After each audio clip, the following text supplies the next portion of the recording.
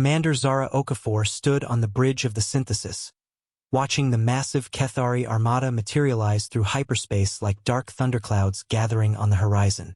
300 warships, each the size of a small moon, their biomechanical hulls pulsing with malevolent energy.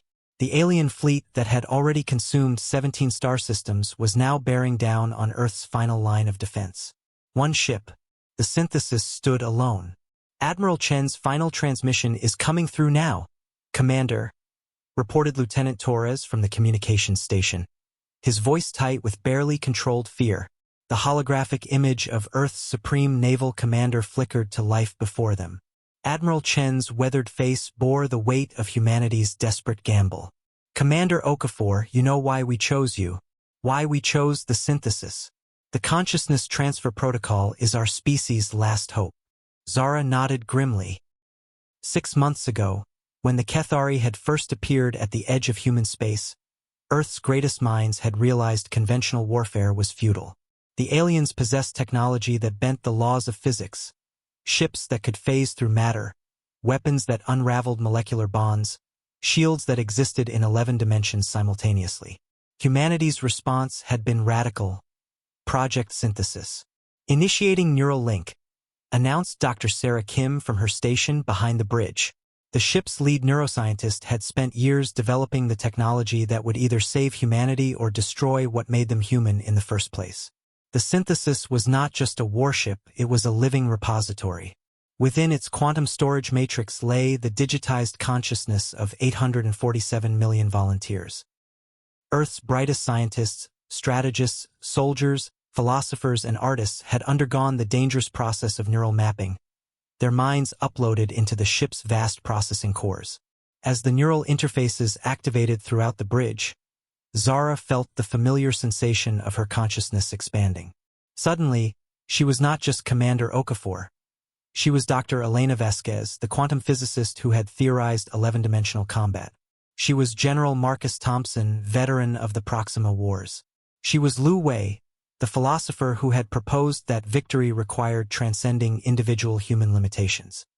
The collective intelligence of nearly 1 billion minds flowed through the ship systems like digital blood through electronic veins.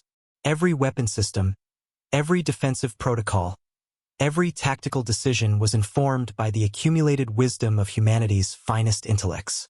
Kethari fleet is in firing range, reported Torres, though his voice now carried the harmonious undertones of the collective consciousness that had partially merged with his own. The enemy opened fire first, streams of antimatter that would have instantly vaporized any conventional human vessel. But the synthesis was no longer bound by conventional thinking. Drawing upon the collective knowledge of humanity's greatest minds, the ship phased through 7 dimensions simultaneously, emerging behind the Kethari formation. What followed was unlike any battle in the history of warfare. The synthesis fought with the combined tactical genius of every great military commander in human history, while simultaneously employing theoretical physics that most individual humans couldn't comprehend. It predicted enemy movements through the pattern recognition of 10,000 different analytical minds. It adapted to alien weapon systems by drawing upon the creative insights of humanity's greatest inventors.